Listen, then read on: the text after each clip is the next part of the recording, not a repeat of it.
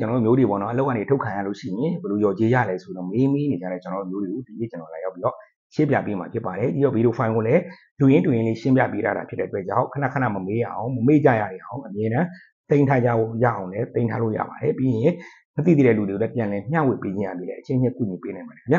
ထိုင်းနိုင်ငံရဲ့ဥပဒေထဲမှာကတော့ကြိုတင်ပြောတဲ့ကြိုတင်ပြောပြီးမှအလုပ်ထုတ်တာရဲ့ကြိုတင်မပြောဘဲနဲ့အလုပ်ထုတ်တာရဲ့ဆိုပြီးတော့နှစ်မျိုးရှိပါတယ်ခင်ဗျနော်ဟုတ်ကဲ့ကြိုတင်ပြောပြီးတော့အလုပ်ထုတ်တဲ့လူတွေကကြတော့ကျွန်တော်နှစ်အလိုက်ပေါ့နော်ရက်ပေါင်း120ကျော်ပြီးတော့အလုပ်လုပ်ခဲ့တယ်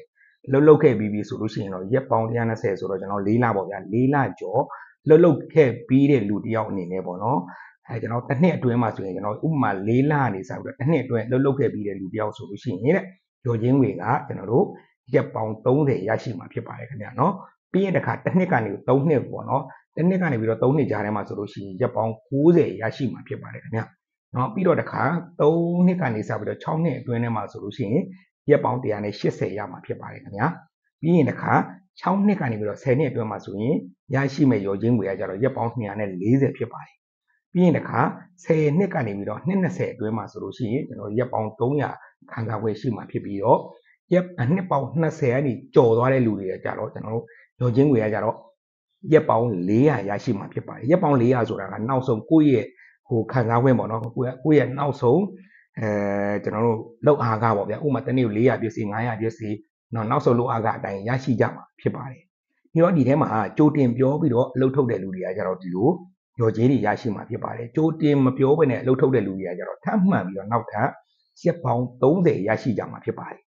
နော်ကျွန်တော်တို့ကြိုတင်မပြောဘဲနဲ့အလုပ်ထုတ်တဲ့လူတွေကကြတော့ပုံမှန်18/1လို့ခေါ်ပါတယ်နော်အဲ့ဒါကြတော့ခါချွတ်ချွေဖိစေလို့ခေါ်တယ်ကြိုတင်မပြောဘဲနဲ့အလုပ်ထုတ်တဲ့အတွက်ကြောင့်အဲ့ဒီလူတွေကိုကျွန်တော်တို့ရက်ပေါင်း30တခါထပ်မှန်ပြီးတော့ပေးရတာဖြစ်ပါတယ်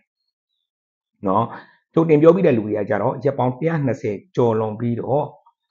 နော်ရက်ပေါင်း120ကျော်လွန်သွားပြီးတော့ကျွန်တော်တို့တွေအလုပ်လုပ်နေတဲ့လူတွေဆိုလို့ရှိရင်တော့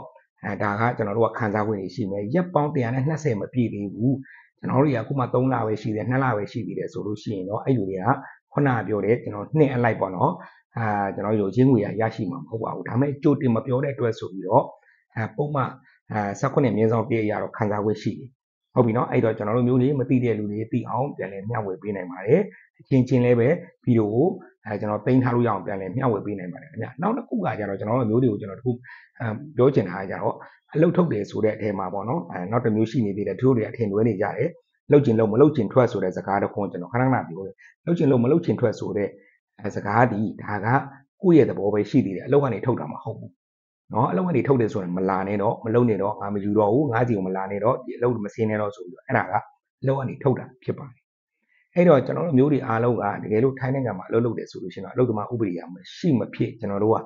မသိတာလို့ကိုမရအောင်သိကိုသိထားရမှာဖြစ်တယ်နော်ဒါကြောင့်မလို့နောက်ထပ်ကိုဗီဒီယိုတွေဘယ်လိုပုံစံမျိုးတွေလုပ်ပေးခြင်းလဲဘယ်လိုအနေထားမျိုးတွေကိုကျွန်တော်တို့သိကောင်းစရာလေးတွေလုပ်ပေးစီခြင်းလဲဆိုရင်တော့ comment မှာရေးလာခဲ့ပါဗျာနော်ဟုတ်ကဲ့အားလုံးကောင်းကြပါစေစိတ်ချမ်းသာရေးကိုရဲ့ကြမ်းမှန်ကြုံနဲ့ရနိုင်ကြပါစေလို့ဆုမွန်ကလည်းတောင်းရင်ဗီဒီယိုလေးကဒီလောက်နေတော့ကျွန်တော်ကိုယူပါဦးနော်အားလုံးပဲမင်္ဂလာပါဗျာ